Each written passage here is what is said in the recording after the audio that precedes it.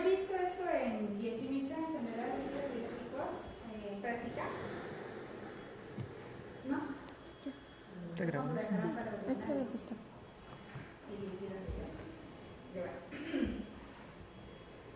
Vamos a ver acerca del cultivo de líquidos biológicos. Hay que tener en cuenta que los líquidos biológicos son considerados estériles, al igual que la orina. Los líquidos que con mayor frecuencia se estudian en el laboratorio tenemos al líquido cefalorraquídeo, a los líquidos de las cavidades serosas como el peritoneal, que es el líquido cítico, el pleural a nivel de las pleuras, o sea, el pulmón, pericárdico, y el líquido articular, que es el sinovial. Empecemos con el primero, que es el líquido cefalorraquídeo. El líquido cefalorraquídeo, que normalmente es transparente, o sea, cuando ustedes lo van a evaluar, se van a dar cuenta que es transparente, prácticamente parece agua. ¿Cuál se le conoce, o el aspecto que a veces le ponen es agua de roca? Y es un líquido que baña justamente el encéfalo y lo que es la médula espinal. El volumen total es hasta 150 en un adulto y en recién nacidos es hasta 60 mililitros. En este caso nosotros tenemos que tener mucho cuidado cuando nos llegue un líquido cefalorraquídeo porque no es de fácil obtener y aparte que hay poca cantidad. ¿Ya? Entonces no es que como una orina que no importa, se me manchó, se me cayó, no importa, pido otro. En el caso de esto no. Las funciones que cumple el líquido cefalorraquídeo es uno que actúa como amortiguador, justamente porque va a proteger el cerebro de los golpes. ¿Ya? Es un medio nutriente del sistema nervioso, va a tener ciertos nutrientes que va a alimentar y es vía también de excreción de productos metabólicos. Tenemos aquí lo que es una meningitis. La meningitis es la inflamación de las meninges, justamente, que puede ser aguda o crónica. Si es aguda, normalmente puede ser un estreptococo neumonial o algún virus como el enterovirus. Y si es crónica, puede ser el Mycobacterium tuberculosis o el Cryptococcus neoformans, que es un tipo de hongo. También puede dar una encefalitis, abscesos cerebrales, empiemas, abscesos epidurales. Normalmente las enfermedades que se van a dar a nivel del sistema nervioso central son de curso rápidamente progresivos, o sea, van a pasarse, o sea, los síntomas van a ser bastante rápidos, pueden producir un daño permanente, por eso nosotros también tenemos que actuar de manera rápida, y pueden producir la muerte en corto tiempo. Inclusive es considerado un examen de emergencia, el líquido cefalorraquídeo. Ahora, teniendo en cuenta que la meningitis es la inflamación en el espacio subaracnoideo del líquido cefalorraquídeo, vamos a ver que las meningitis de cuadro agudo pueden ser bacterianas, que normalmente son piógenas, y las asépticas, que pueden ser virales, autoinmunes, farmacológicas, y también pueden producir, pueden darse por una neoplasia. Empezamos con lo que nos importa, una meningitis bacteriana, que en los primeros meses de vida, hasta los 3 meses, ya el principal causante es el Streptococcus galacteae, gracias a que la madre puede tener una infección urinaria por esto. ¿Ya? También pueden ser bacilos gram negativos, como la E. coli, también durante el parto, que puede haber sido adquirido, o por la listeria monocitogenes, que es menos frecuente, pero aquí sí hay varios casos. A mí me ha pasado aquí un caso de listeria.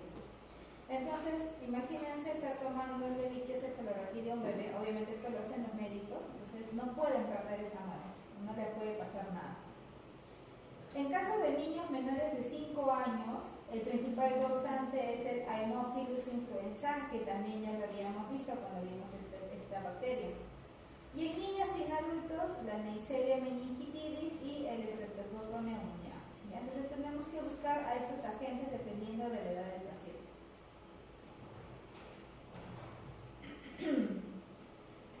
Las muestras que permiten realizar el diagnóstico microbiológico son el líquido cefalorraquídeo, ¿no?, que son obtenidos por punción lumbar, y también los famosos hemocultivos, que se les había mencionado, que son cuando caen las bacterias en el torrente sanguíneo y que pueden llegar a diferentes órganos del cuerpo, ¿no?, porque va a viajar en la sangre.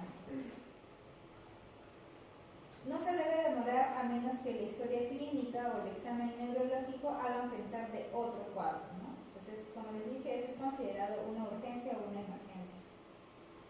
¿En qué casos no se debe hacer la punción lumbar? Cuando hay tesis hemorrágicas severas, o sea, cuando se sabe que hay una hemorragia a nivel de la espina dorsal o de las meninges, o una infección en la zona donde vamos a punzar, ¿no? O sea, en la parte lumbar.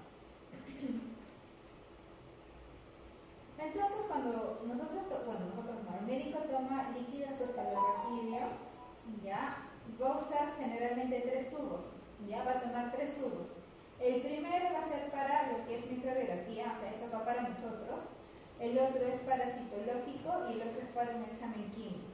El químico es para toda la parte bioquímica, o sea, lo que es glucosa, proteínas. El volumen necesario para el líquido cefalorraquídeo va de 1 a 2 mililitros nada más en caso de examen bacteriano y hasta 3 mililitros si se sospecha de hongos o micobacterias como el Mycobacterium tuberculosis. Inclusive se puede ir hasta 15 mililitros. Ahora, si se recibe un bajo volumen, porque es el médico, no puede sacar más o simplemente el paciente es muy joven, muy pequeñito y un solo tubo, o sea, solamente pueden sacar un solo tubo, se debe pedir al médico que establezca los estudios prioritarios, o sea, qué es lo que sí o sí va a necesitar el médico. De repente un cultivo y la glucosa, ¿no? Porque la glucosa a veces nos da indicio de que hay presencia de bacterias.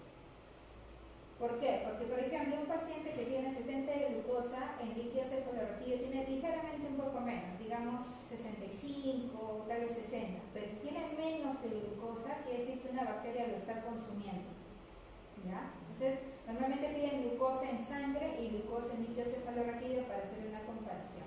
Entonces, si la glucosa del paciente está en 20, 30, quiere decir que alguien lo está consumiendo, lo más probable es que sea una bacteria.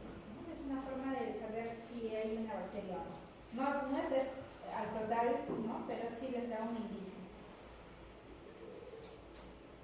Ahora, el primer tubo, ojo, el primer tubo es el que presenta mayor probabilidad de contaminación y no debería ser usado para microbiología. Este de aquí no va primero, ¿ya? O sea, estos son los 3 tubos que se utilizan, pero no va primero, ¿ya? El primero normalmente es el bioquímico. Conservación y transporte. Una vez obtenido el líquido cefalorraquídeo debe ser analizado lo más pronto posible, tanto para bioquímica, tanto para citología, tanto para microbiología. Ojo, y esto lo repito para que no cometan las burradas de los internos, ¿ya? Conservar en refrigeración cuando vamos a hacer la parte de recuento celular o pruebas químicas, ahí sí lo podemos mantener en refrigeración. Pero las muestras para lo que es netamente microbiología no deben refrigerarse nunca, jamás de los jamases. O sea, si lo vamos a usar para medir glucosa, deshidrogenasa, proteína, refrigeren. Pero el otro frasquito, porque acuérdense que utilizan 3 frasquitos, el otro frasquito que netamente es para microbiología, para sembrados, eso jamás se refrigera. Así no lo procesan de inmediato, jamás se refrigera, ¿ya? Porque los microorganismos que normalmente se encuentran en líquido cefalorraquídeo son sensibles al frío, entonces simplemente no va a crecer, ¿ya? Entonces jamás refrigeren, ¿ya? Si no se lo van a botar del invernado. Así sea un día caluroso, no se refrigeran.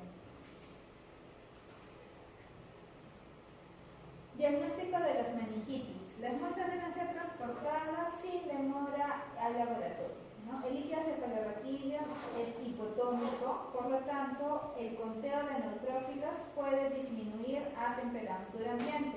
Por eso es ideal que nosotros lo hagamos de manera inmediata. O por último, refrigerarlo. Pero estamos hablando de recuentos, ojo, de células. No estamos hablando de bacteriología, de microbiología. La refrigeración puede disminuir la recuperación de Neisseria meningitidis, del Streptococcus pneumoniae, del Haemophilus influenzae, por lo que se debe mantener a temperatura ambiente, ¿ya? Por eso es el al nivel del examen macroscópico, microscópico que se le hace al líquido cefalorraquídeo puede ser uno de aspecto normal cuando es claro y cristalino, como en este caso. Bueno, acá no está ningún otro caso, más o menos como esto. Puede tener un aspecto turbio, lechoso, por presencia de proteínas o también por una infección, puede verse así. Puede ser medio sanguinolento cuando tiene una hemorragia, o un aspecto xantocrómico, que es un color medio amarillo por la degradación de las hematíes o bilirubinas. Entonces ahí nosotros vamos evaluando el color, el aspecto del líquido cefalorraquídeo. Al examen microscópico, ya vamos a ver que los constituyentes celulares normales de este líquido son los linfocitos y los monocitos. O sea, lo ideal es que tengan estos, porque son polimorfos nucleares, normalmente no deberían estar acá. Y si hay uno por ahí, ¿no? Los neutrófilos no están presentes en el líquido cefalorraquídeo, ¿ya? La presencia de líquidos, o sea, en el líquido cefalorraquídeo de polimorfos nucleares o más de 5 leucocitos, ya por microlitro es anormal, excepto en los recién nacidos. O sea, nosotros cuando han contado en la cámara de Nicaragua, ¿nunca? Sí, bueno, bien, los que han contado, pero los que no, agarran una gota de líquido cefalorraquídeo y lo normal es que en ese campito ustedes no vean más de 5 leucocitos. Si hay más, y hay una inflamación, una reacción, algo pasa ahí. ¿Ya? Y de esos poquitos, menos de 5 leucocitos deberían ser linfocitos y monocitos, o sea, mononucleares, no polimorfos. Los polimorfos no es normal encontrarlos. ¿Ya? Un aumento de los leucocitos puede ocurrir en infecciones virales, bacterianas, micóticas, parasitarias, alergias, leucemias, inclusive hemorragias. Por eso no es normal encontrar tantos leucocitos. A nivel químico, esto voy a pasar un poco rápido porque no es propio del tema, pero sí nos ayuda. Ya, las proteínas normal es de 15 a 40 miligramos por decilitro, ya, y normalmente tiende a estar aumentado cuando sí hay una infección, ya, aumentan las proteínas. En caso de la glucosa, como les había mencionado, tiene de 60 a 70% del contenido plasmático. Entonces, si tú miras a un paciente que tiene 100 de glucosa, puede tener 90, ¿no? Más o menos cercano. Pero a menos que eso, si está disminuido, como dice aquí, lo más probable es que tenga una meningitis. Ya, entonces aquí tenemos lo que puede ser la diferencia entre una meningitis purulenta y una meningitis viral. ¿Por qué le decimos purulenta? Porque normalmente puede ser bacteriana. Ya, aquí la diferencia es la presencia, una de las diferencias es la presencia de los leucocitos. Cuando es viral, normalmente va a haber un aumento de los leucocitos por encima de 5, pero el predominio van a ser de mononucleares. O sea, va a aumentar los leucocitos, pero principalmente mononucleares.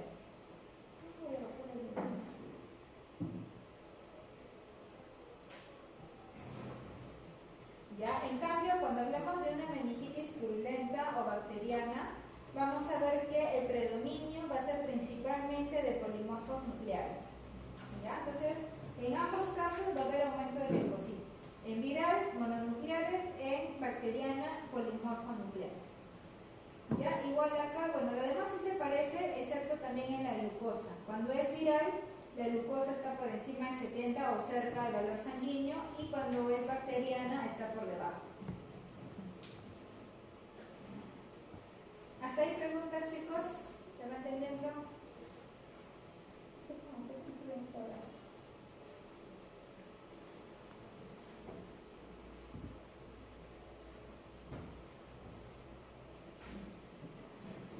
Ya, desde el punto de vista bacteriológico, el diagnóstico de la meningitis debe basarse en, uno, la investigación de antígenos bacterianos solubles en el líquido cefalorraquídeo, los métodos clásicos, que es la coloración Gram y cultivo, y lo que son técnicas moleculares.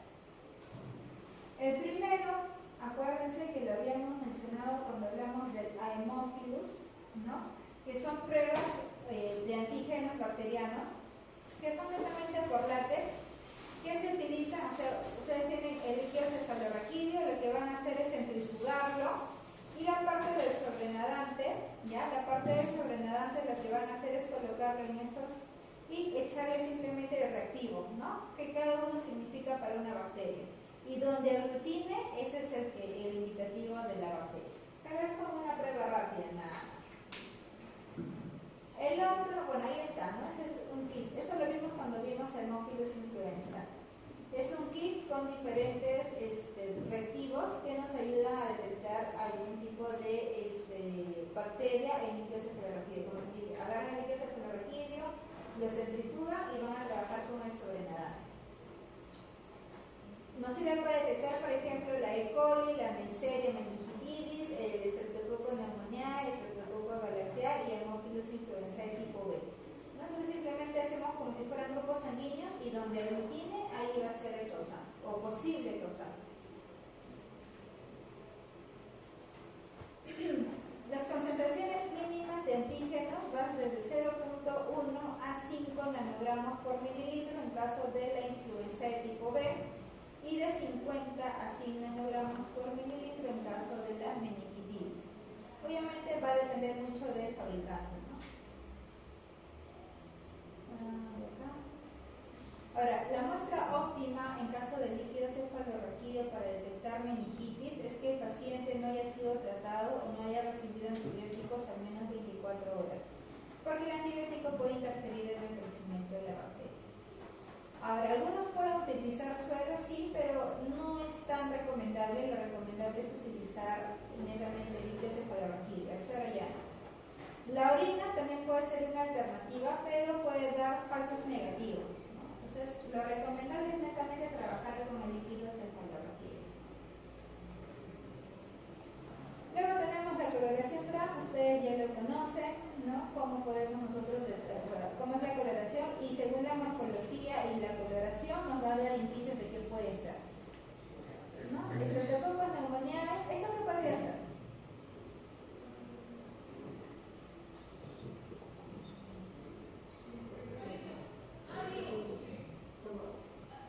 ¿Qué podría ser? Haemophilus, Neisseria, Streptococcus, Bacillus, Listeria. ¿Ah? No.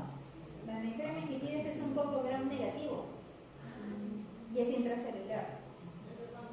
Entonces, ¿qué puede ser? ¿Ah? ¿Streptococcus pneumoniae? Diplococo, gram positivo, extracelular, diplo por todos lados, pneumoniae. ¿Ya? Por eso que les decía, el gram, si ustedes no conocen el gram, van a estar perdidos para poder hacer lo demás. Este también es negativo, bueno, estas son enterobacterias, la listeria es un bacilo gram positivo. La probabilidad de que se visualice algún microorganismo mediante la coloración Gram se correlaciona con la concentración bacteriana de líquido cefalorraquídeo. Ya, aquí hay que tener en cuenta que los líquidos, y esto ya les menciono, que los líquidos biológicos en general se trabajan con el sedimento. O sea, ustedes centrifugan, la parte de arriba les puede servir para lo que es lo que les dije con antígenos, y el sedimento es lo que ustedes van a agarrar y lo van a sembrar. Van a trabajar ahí netamente con el sedimento. Bueno, ahí está. Pneumoniae, así se ve el Haemophilus influenzae y la Neisseria meningitidis. ¿No? Es la que nos va a ayudar. Luego también les pueden pedir lo que es la famosa tinta china, que era la coloración negativa que habíamos mencionado, que va a servir para detectar un tipo de hongo que también se encuentra bastante en líquido cefalorraquídeo, que es el Cryptococcus neoformans. Pero bueno, estos de acá solamente se los menciono porque no es parte del curso. Y también les pueden pedir lo que es la coloración de Siemens si es que el médico está sospechando de Mycobacterium tuberculosis, ¿no? De una meningitis tuberculosa. Entonces todos ustedes pueden trabajar, pero con el sedimento. Cultivo de líquido cefalorraquídeo.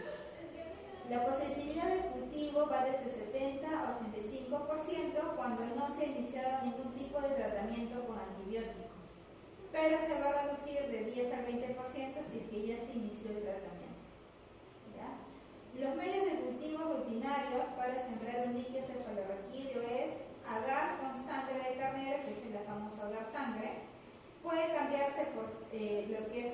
agregar Columvia, el BHI o lo que es sulfitasa de soya.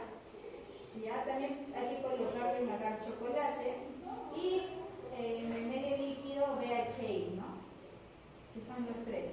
A esto ustedes le pueden agregar el maconque y el sauron. ¿Ya? O sea, al igual que todos los demás que hemos visto, igualito. Pero acá sí es bien importante el chocolate. Entonces nos llega una muestra de líquido cefalorraquídeo. Si es menor de 1 hora, lo centrifugamos a 2000 revoluciones por 20 minutos. El sobrenadante lo vamos a trabajar para las aglutinaciones, ¿no?, que hemos visto. Y el sedimento lo vamos a utilizar para la coloración Gram y para lo que es el agar sangre y chocolate de manera primaria, ¿no? Podemos, como les dije, podemos aumentar Sauerkraut, podemos aumentar maconque y podemos aumentar el DHA. Y si es más de 1 hora, lo inoculamos en un medio de transporte, lo incubamos y luego le hacemos el subcultivo en agar sangre, chocolate, maconque y Sauerkraut y caldo DHA.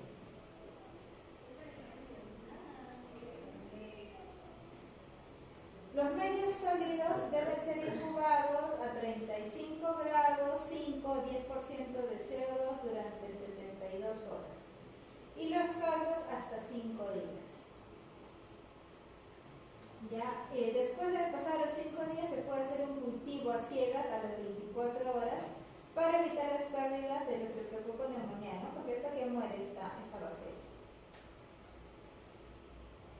En caso de que se sospeche de que el causante es el Mycobacterium tuberculosis, se agregan medios para micobacterias como el Western Jensen. O sea, muy aparte de sangre, chocolate, Sauerkraut, maconque, se le agrega el Western Jensen, ¿no? En caso que el médico esté sospechando de una meningitis tuberculosa. Listo, hasta ahí líquido cefalorraquídeo. ¿Consultas, dudas, preguntas?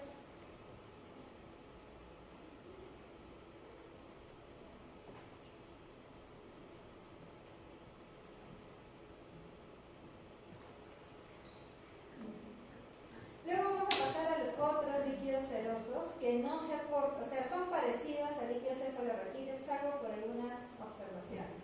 Siempre líquido cefalorraquídeo es aparte y de ahí vienen los otros líquidos serosos.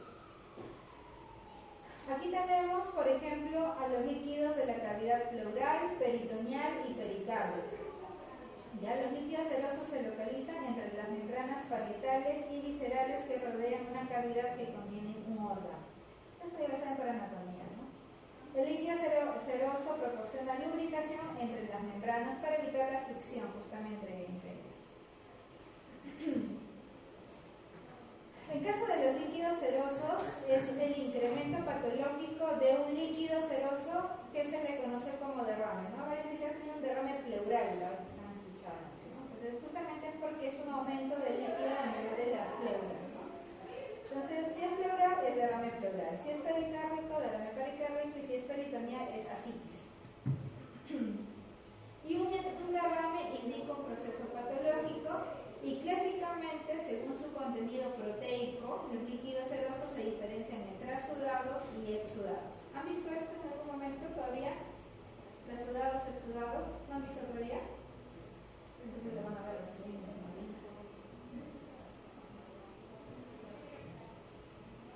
¿Qué diferencia hay entre un trasudado y un exudado? Bueno, estamos hablando de todos los líquidos, ¿no? Peritoneal, pleural, pericárdico. La diferencia es de que normalmente los trasudados es un derrame, sí, pero no inflamatorio. ¿Ya? Normalmente lo vamos a ver transparente, sin ningún tipo de patologías o alteraciones. En cambio, los exudados también es un derrame, pero tiene un contenido inflamatorio. Normalmente lo vamos a ver turbio, con pus, puede tener bacterias y todo eso.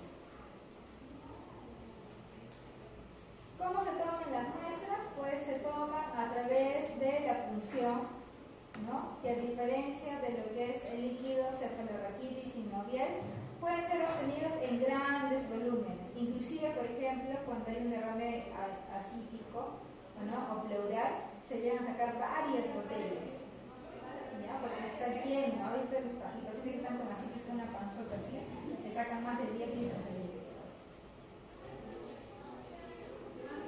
¿Ya? Entonces, si lo vamos a sacar de pleura o pleural, se llama toracocentesis, Si vamos a sacar del corazón o a nivel del corazón se llama pericardiocentesis, y si es a nivel abdominal es paracentesis, ¿no? Son funciones que se hacen para obtener eso. Empezamos con el primero, que es el líquido pleural. Ya aquí puede darse lo que es el hemotórax, cuando ese líquido que ha aumentado es sangre, kilotórax cuando es por linfa y pliotórax cuando es pus, que también se le conoce como empiema. ¿Ya? Varios se han escuchado empiemas, es justamente eso, aumento del líquido pleural pero lleno de pus. En caso del empiema pleural también se define como la presencia de infección bacteriana en el espacio pleural. Como les había mencionado, ahí también se diferencia trasudado con sudado. Trasudado, acuérdense que se va a ver normal, totalmente transparente, todo, ¿ya? Solamente que van a estar bajas en proteínas. En cambio, un exudado, aquí sí va a haber presencia de leucocitos, la glucosa va a estar baja, las proteínas van a estar altas, está todo acá atrás alterado.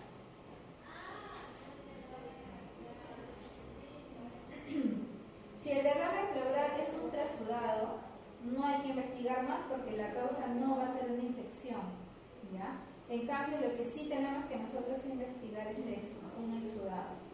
Entonces, el trasudado normalmente se va a encargar el médico porque va a haber una alteración de la bioquímica de este líquido, nada más. Pero en cambio los exudados sí hay que buscar porque acá sí tiene varios causantes. Por ejemplo, entre una de ellas que lo estamos viendo son las infecciones. Entonces tenemos que encontrar cuál es el agente patógeno de estas infecciones. Entonces aquí quien nos interesa son los exudados. Y entonces el empiema es una entidad que se acompaña de una mortalidad importante, ¿ya? Justamente entre ellos tenemos la neumonía, ¿ya? La neumonía previa de los pacientes cuando no han sido tratados a tiempo, la toracostomía, ¿ya? Y la presencia de traumatismos.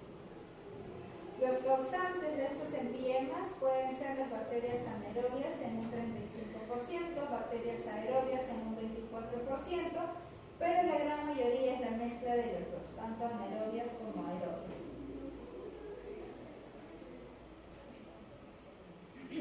En caso del empiema pleural, vemos que el 40% de los empiemas no se encuentra el microorganismo responsable. Es bien tedioso de encontrar, ¿ya? Y aquí tenemos que pensar en los famosos neumonías adquiridas en la comunidad, que ya lo hemos visto cuando hemos visto respiratorios, ¿no? Los gram positivos aeróbicos, como el neumonía y el piógenes, también están el aureus, y los gram negativos, como las enterobacterias, entre ellas principalmente la E. coli, el Haemophilus influenza.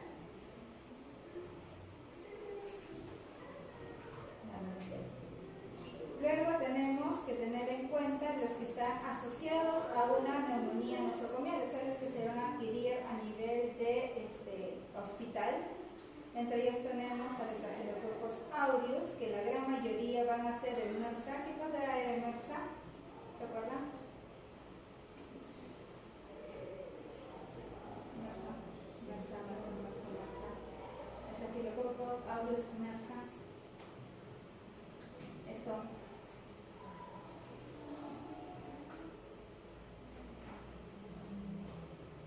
Así van a dar el examen en tercera unidad, chicos. ¿Qué era MERS? Staphylococcus aureus resistente a la meticilina. Un tipo de resistencia.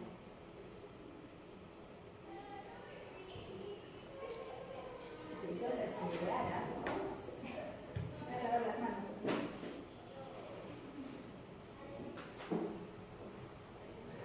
Ya también tenemos algunos anaerobios, que normalmente va a ser por una neumonía por aspiración. Microorganismos gram negativos aerobios, entre ellos en general las enterobacterias, las pseudomonas, las infecciones fúngicas, pero no lo vamos a tocar, y pacientes inmunocomprometidos también tenemos los bacillus gram negativos principalmente y algunos hongos. Entonces aquí tenemos más o menos lo que se hace cuando hay un derrame pleural. Se hace una toracocentesis para obtener el líquido pleural. que puede ser purulento o no purulento. Si es no purulento, es un trasudado y por lo tanto solamente se hacen estudios bioquímicos y citológicos. Si es purulento, estamos hablando sí o sí de un exudado y ambos pueden darnos, si hacemos un estudio bioquímico citológico que necesita ser estudiado por microbiología, pasa a ser un exudado, ¿no? Entonces lo que se hace es la sospecha del agente infeccioso y si la causa es un infeccioso. Y si es infeccioso, le hacemos un estudio microbiológico haciéndole la siembra en todos los medios de cultivo.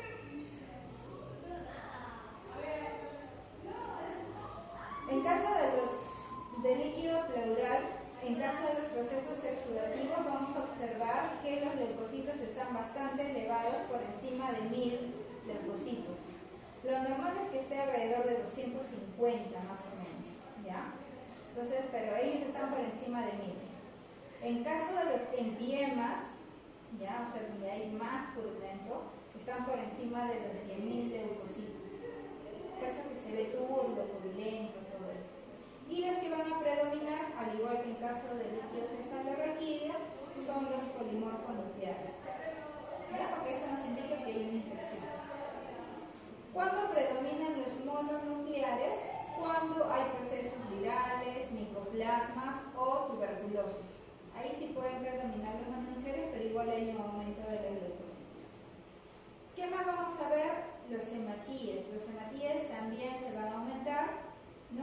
Y cuando es más de 100.000 hematíes, obviamente si se ha tomado de manera correcta el líquido pleural, puede ser una enfermedad maligna o un traumatismo.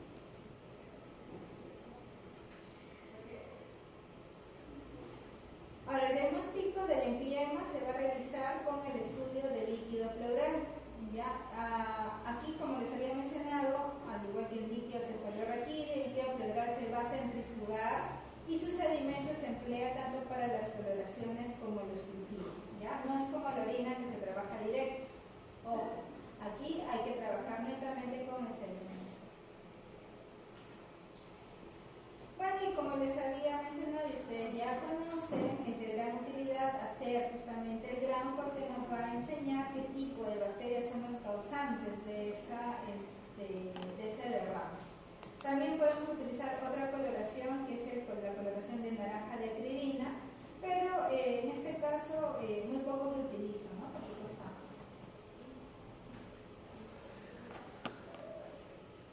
El rendimiento de los cultivos es muy variable y oscila cerca al 60%, y el cultivo será negativo por varias razones cuando hay tratamientos con antibióticos. Por más que veamos en el gran bacterias, de repente no va a crecer en nuestros cultivos por la presencia de los antibióticos, el incorrecto manejo de las muestras, sobre todo si se trata de anaerobios y los exponemos al aire, y por la propia necrosis de los microorganismos en la pus. Acuérdense que si hay pus hay leucocitos, y los leucocitos siguen fagocitando y eliminando bacterias, ¿no? Entonces, también por eso. Para el aislamiento de bacterias convencionales es suficiente unos 5 mililitros de líquido pleural, ¿no? Como vemos aquí, ¿no? Que lo vamos a centrifugar y vamos a trabajar con el sedimento. Para el estudio de bacterias anaerobias hay que inocular en frascos de hemocultivo para aerobios y para anaerobios. ¿Ya? Hay que inocular. Y enviar la jeringa eliminando el aire y ocluyendo con un tapón, ¿no? En el orificio, para que no le entre aire y estés netamente en anaerobiosis. Y en caso de que se sospeche de las micobacterias o al menos hongos también, necesitamos como mínimo 15 mililitros. ¿Ya? Como mínimo. Necesita mayor cantidad. ¿Cómo se llama para cultivos de micobacteria? ¿En medio? ¿Otro? ¿Otro para micobacteria, chicos? Aparte de la Western Jensen.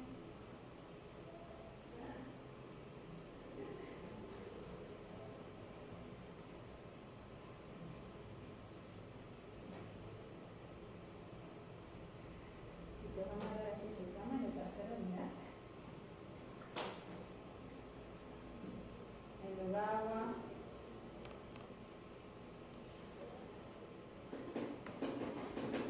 A estudiar, chicos, ¿ah? La incubación requiere un mínimo de 24 a 48 horas en caso de que se sospechen microorganismos aerobios, 4 días en caso de anaerobios, unas semanas para lo que es legionela, nocardia o algún hongo, y al menos 2 meses para las micobacterias. Cuando vimos micobacterias, entre ellas micobacterias tuberculosas, sabemos que demora cerca a 60 días para crecer.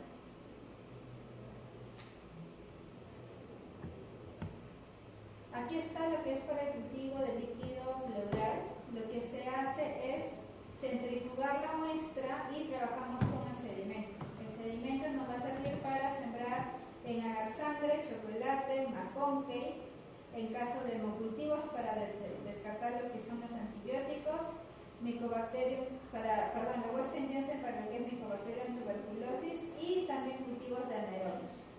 Y en caso de coloraciones vamos a usar tanto la coloración